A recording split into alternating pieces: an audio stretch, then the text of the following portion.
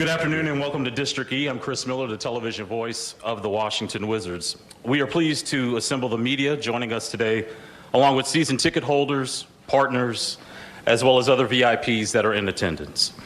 We have gathered here today for an introduction to the new president of Monumental Basketball and his new leadership team. We would also like to welcome Wizards fans that are watching us on NBC Sports Washington, as well as streaming on the Wizards social channels, and those that are listening in the audio space on 106.7 The Fan and the Team 980. Joining us today is the founder, chairman, and majority owner of CEO of Monumental Sports and Entertainment, Ted Leonsis. How you doing, Ted? President of Monumental Basketball, Michael Winger. Michael has an 18-year experience as an NBA executive, working with teams that have collectively appeared in 2 NBA finals and 7 conference finals. His previous stops include Cleveland, Oklahoma City, and most recently, the Los Angeles Clippers. Ladies and gentlemen, Michael Winger.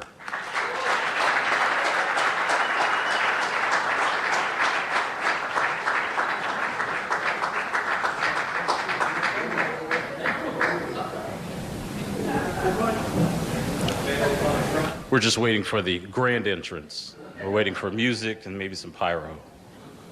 While we wait for Michael, we'll also want to introduce new Wizards general manager, Will Dawkins.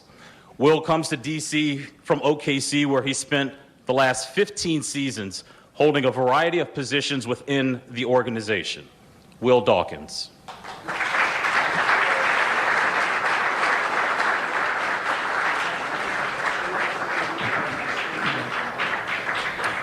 We would also like to recognize some men here in the front row. New Senior Vice President of Player Personnel, Travis Schlenk. Travis is highly regarded as a talent evaluator. Most recently, he was the President of Basketball Operations for the Atlanta Hawks. Travis has 25 years of experience.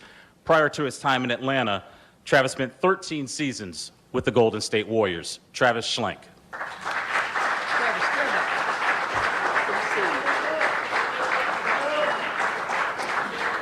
We'd also like to say hello to Wizards head coach Wes Unseld Jr., who is entering his 3rd season. Wes, good afternoon.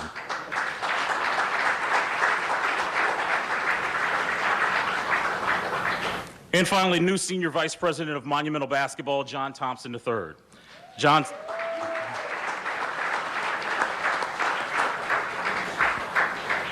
spent the last 4 years as Monumental Basketball's Vice President of Player Development and Engagement. He has a vast array of basketball experience. Most notably, his last 13 years, he was a head coach at Georgetown University. John Thompson III.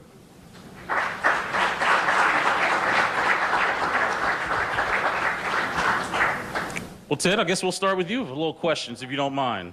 I don't mind. If you could, just kind of tell us what Michael did, the fit that you had with him being now the president of Monumental Basketball. I think I see Michael on his way right now, and let's bring everybody up before we officially kick this off. Obviously, it's a popular decision and group that we made. This is Michael. And Will.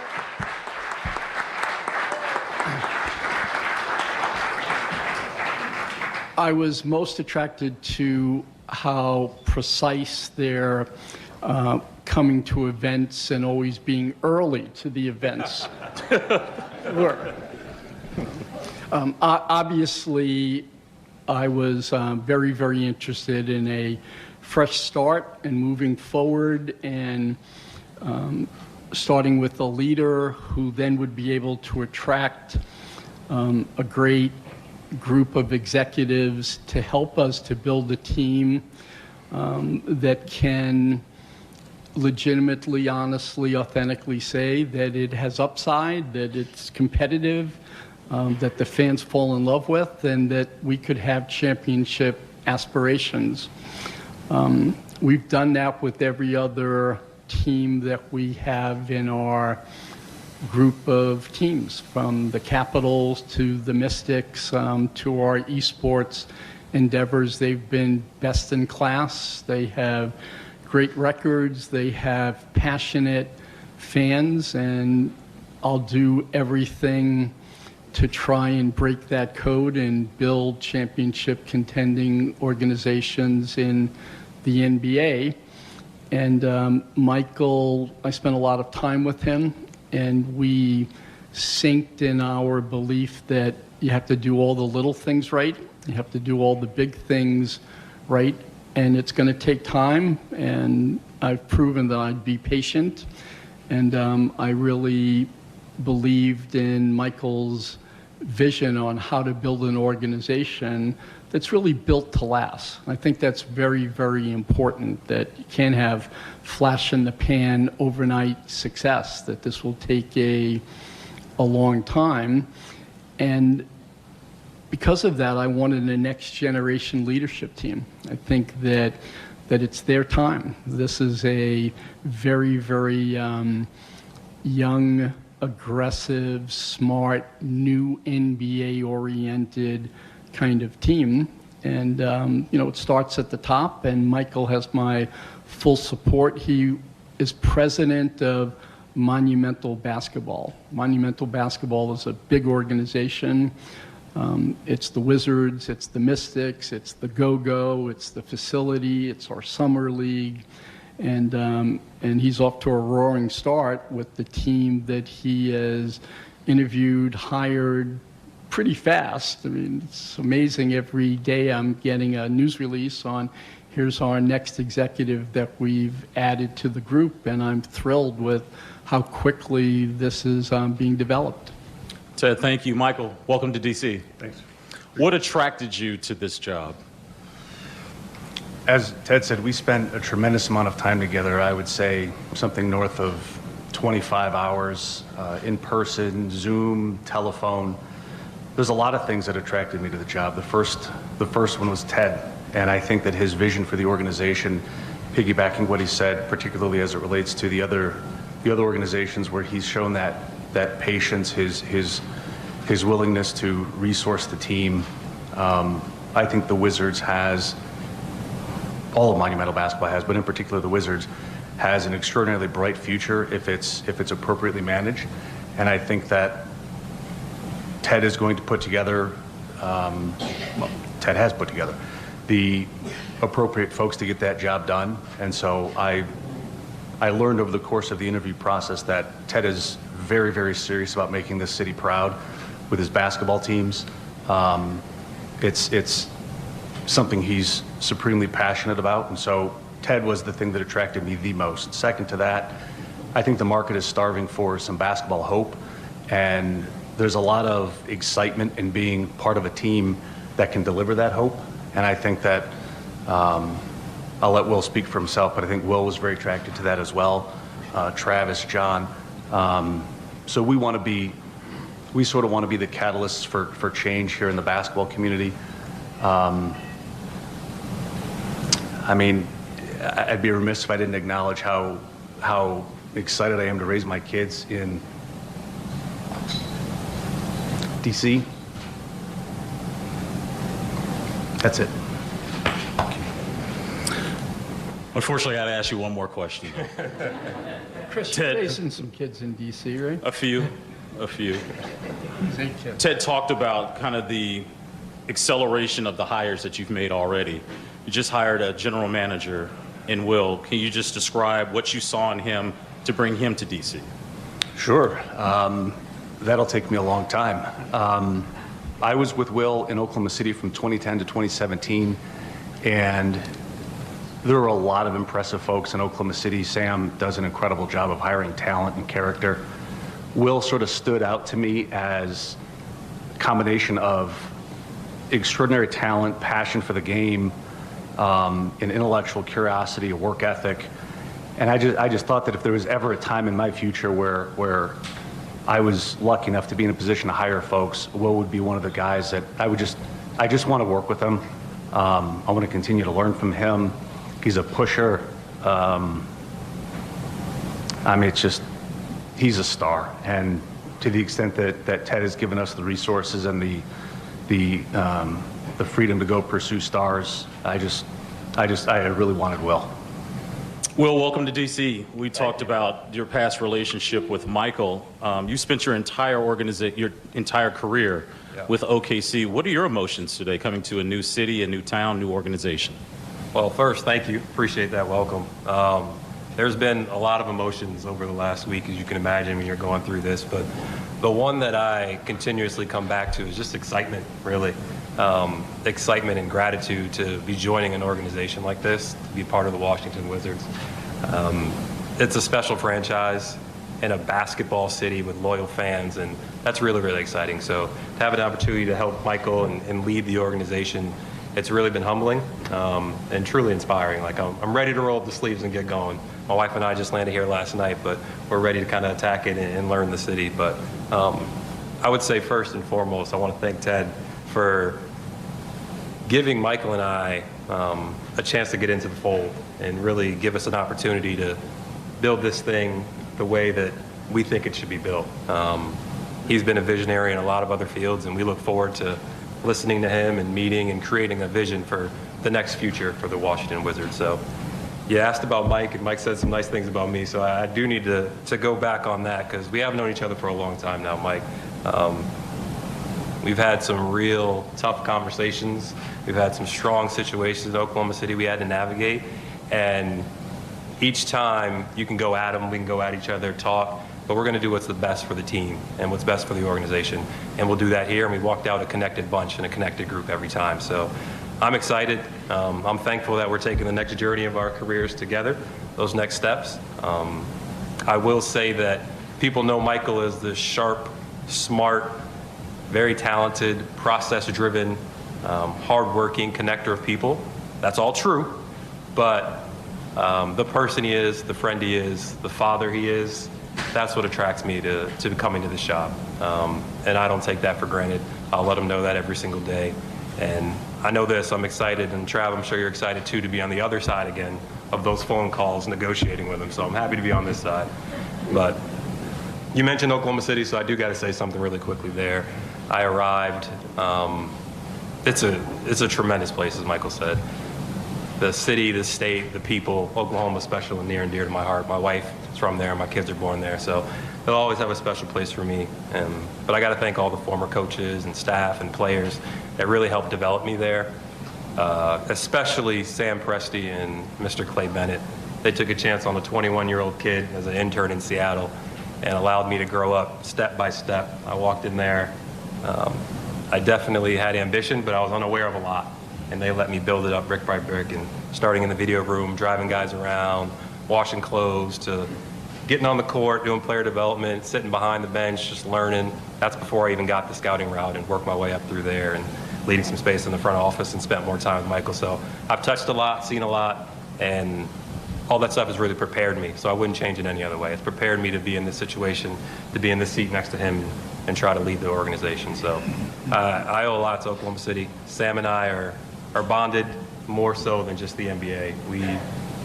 We share a Emerson College bloodline, EC Hoops, and the great leader of Hank Smith that kind of made it all possible for all of us. So we'll forever have some stuff away from basketball. But this is a great day. I'm excited. It's all about my family. They showed me so much love and have been a village, everyone back in Springfield and South Carolina, Oklahoma. My wife specifically being here, supporting me. As Michael said, we're ecstatic to raise our 3 young kids in the DMV area. The opportunities that they have for growth, development, history, diversity, and just educationally, like, it's hard to match. And it might be a little overwhelming at first, but we'll be integrated, we'll be in the community, you'll see us there. So we're excited to get going, and a lot of emotions, but hopefully that's a long-winded way of saying I'm happy to be here. We're happy to have you. Thank you, Michael, and welcome. Michael, I want to ask you, short-term, long-term goals. You're going to hear that a lot about what the expectations you have for this organization moving forward. What are they? The eventual expectation is that we're going to build a generational contender. We're going to eventually have a team that is competing for championships. I can't promise when that'll be, but there's no excuse for the lone NBA team in Washington, D.C. not to be a perennial contender, or at least be pursuing championships. And so that's the goal. The goal is to pursue championships by any means necessary. It'll take time, and it's going to start It's going to start on the ground floor. Not just players, not just coaches. It's everything. We're going to do everything a little bit better tomorrow than it's being done today, and that's the mantra we're going to take in every day. Eventually, we're going to hoist a trophy here in D.C. I can't promise you when. Ted, from an ownership standpoint, how do you plan to support Michael's vision that he just said? I've encouraged Michael and the group to take some time and assess what we have, get to know the organization, the players, the city, and then develop a plan. And we should work off of a strategic plan. Tell me the resources that are needed, and I'm committed to give them what they need to fill their vision and execute the way they want. And that's how we work with all of our organizations. It starts with a plan, and they just got here. So I don't have a plan to hit the go button on, but I'm expecting, and that was a big part of the interviewing process, how they work, how they see what's necessary for us to take these next steps to become a really, really great team. And I've said for a long, long time, we should be a destination. There's no reason that Washington, D.C. shouldn't be the greatest place. We have unbelievably passionate, knowledgeable fans. This is a fantastic city for families. This is a fantastic city for free agents. This is a place that we can develop young players, and we need to bring all of that together. And, it'll all start with their assessment, and then they're coming to us with a well thought out plan. And, I'm very willing and able. My whole partnership group wants nothing more than the Washington Wizards to be a team that is as great as the fan base. I mean, that's what we've said from day one. And, I only want to look towards the future now. I mean, we have a big team, a new team of executives, and got to give them a little bit of time to, figure out what's what right now. But with pro sports in the NBA, you can't have a bad day. I mean, the draft is coming up. Free agency is coming up. We have roster decisions to make. And so, they have to be focused on the here and now while developing what is the game plan to get us on the right path, and they have to integrate. And what I'm really happy about is we have a really, really good organization, and now we've got people that are experienced from winning programs, programs that are looked at around the league as being exemplar for what they've done. You've heard about OKC, you've heard about what the Clippers have accomplished very, very quickly, and that's what we want to do here. We want to be a franchise and a team and an organization that people want to say that is a really, really good place. That was great ownership. Those are great fans, but they have to work really, really hard out of the gate fast, because we have big decisions to make very quickly. First one, most notably, being the draft. Michael, we've talked about what you and Will can bring to the organization. I'm curious, what about what's in place right now? What intrigued you about what is here now that you can build upon? There's a lot of talent on the team. There's a lot of talent in the front office.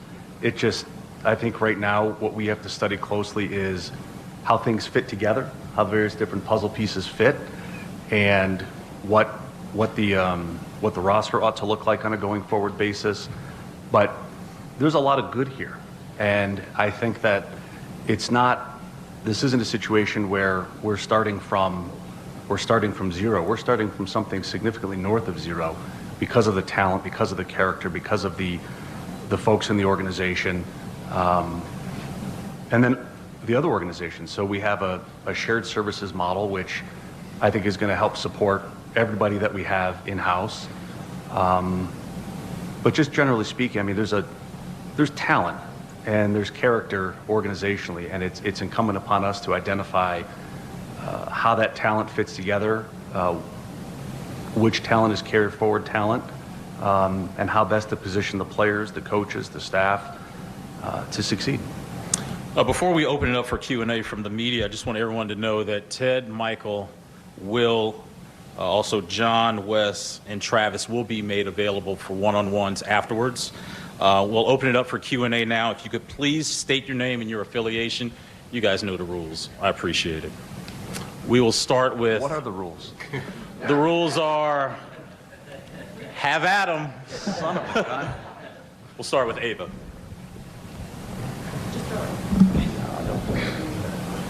Hi, everyone. Ava Wallace from the Washington Post. I've got a question for Ted first. I obviously know there's not a one-to-one comparison between Michael's role and Sashi Brown's role, and same with Will and Tommy, but you are existing within the same framework that was introduced 4 years ago. I wonder what those differences are, whether the size of the group or how kind of things are made up differently, or if there are any differences, it gives you confidence that that framework is going to produce a different result. I think it's totally different. Monumental sports is totally different than it was 4 years ago.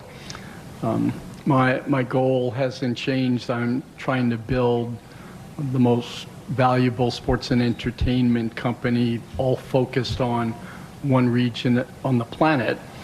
And, there's a lot of work being done on how can we as an organization be year-round programming. We just bought our network, as you know, and we spend a lot of time on all of the teams, but the business and the strategy in building Monumental Sports and Entertainment is what I'm focused on. And I have a standalone business, if you will, with the Capitals. There's a president, Dick Patrick. There's a general manager. There's coaches. We just brought in a new coach and announced that last week. I didn't have that in basketball because it was shared service. And I really need a president who makes all of the decisions, who is in charge really of all of the people, all of the assets, and it's very clear there's no discussion on Dick Patrick runs the Caps and Michael is running all of our basketball operations, and that's a big difference for us. I need to be focused on what's next for Monumental, and the way big companies, and that's one thing I think that's been estimated. We're not a single team enterprise. We own our building. We own our network. We own multiple teams. There's only 3 or 4 organizations in all of sports that look like us, and so we need to have really, really dedicated professionals per organization. And he's really our first president to run all of the operation. And so it's been a big change. I've also said and continue to say, we can do whatever we want. We have the most revenues and the least amount of debt and the most growth of really any organization. And I think how quickly we were able to bring someone in from a big market. And that's another thing that I was looking for. We're a big market, and we want to be able to invest and build to make this the most valuable company in all of sports. And the Wizards in the NBA are incredibly strategic and important to that.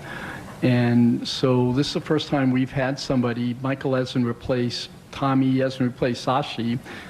He's our first president of Monumental Basketball with all the responsibility for the shared services and all of the teams.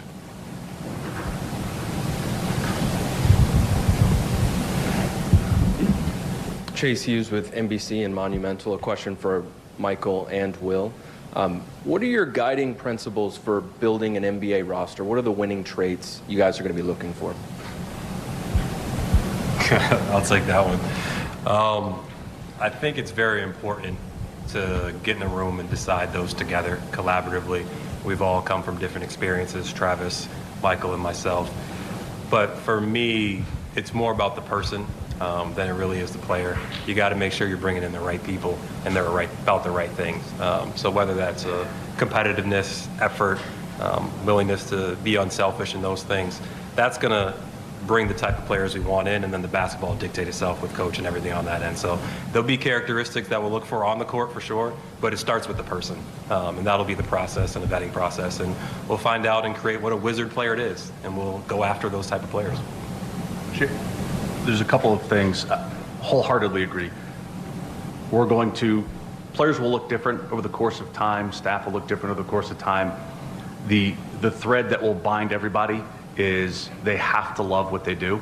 They have to love to play basketball. They have to love to coach basketball. They have to love to be around basketball. If they love it, they're going to work at it, and there's just going to be an endless improvement until the day they retire from whatever profession they're in.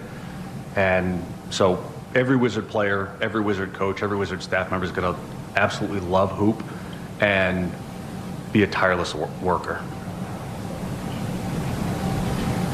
Hall of Famer. Good afternoon. David Aldridge with The Athletic. This is for Michael and for Will. You have two kind of future events on the NBA horizon that are going to have fundamental change, create fundamental change. One is the next TV deal. The other is the new CBA that's kicking in, which has very, very draconian penalties for teams above the tax line. How do you look at each of those as a potential area where this team can, I don't know if exploit's the right word, but use those two things to kind of accelerate a rebuild and to compete quickly in a landscape where you may not see that many super teams down the pike in the next few years? David, hi. Frankly, I hadn't even thought about the CBA as being an opportunistic avenue for us to exploit anything. It's frankly a set of rules that apply to every team, and the sooner you understand what they mean, the sooner you can make decisions on how to navigate the rules. And so our team is already pretty hard at work, not pretty hard at work, very hard at work, understanding those rules, figuring out where around the league we can find those opportunities to add to the roster. And then the TV deal, again, that's quite frankly way above my pay grade. And so I don't have a lot of insight into that. I do. Ted might. I was going to say, David, have you heard something I haven't about a new media deal? What how the league is set up and operates is important. Obviously, the NBA is a growth medium, if you will. But we're in DC. We own our media. We're streaming and we're on television live right now. We are AHL affiliate team. The Hershey Bears are in the finals, and we're able to put them on our network for our fans. The Washington Mystics are playing, and we're the only WNBA team to have all the games broadcast, and we have pre- and post-game shows. We're a kind of organization, and in terms of media, we'll continue to invest. And, there's been, will we ever go into the tax? I've answered this question many times. Yes, but we'd better have a really good team. We're not going into the tax to not be competitive. We'll go into the tax because we think we can win a championship. And I've told everybody that's good business. It's show business. It's not show. It's show business. And having a winning team and making those investments in the team, we're willing and able and want to do. We just need it to be mindful and smart. But by owning our own network, and I'm chairman of the NBA Media Committee, I have a seat at the table, I know what's happening, there will be a lot of opportunity and resources for us to continue to invest. We just need to make the right investments, and that'll be an outgrowth of the plan that's presented. Nice to meet you. Yes. Thanks to the city. I would say I'll talk more about the CBA. I think whenever it comes out, and we obviously were able to receive it, you spend time with it, you work with it, and the goal is to find the advantages in it. And the team that learns it and can find those advantages early on is a team that's going to find those benefits earlier. So we'll get in a room, we'll identify a plan, and make sure that we execute that plan thoroughly to the advantage of the Washington Wizards. So looking forward to getting here, getting settled, and then getting in the room and using that to our advantage. But again, it just sets the rules, and then we got to do our best to maneuver through them. Go ahead, Josh. Josh Robbins with The Athletic. This is for Michael and for Will. Can you describe the decision-making process and who within your front office is responsible for what decisions? Sure.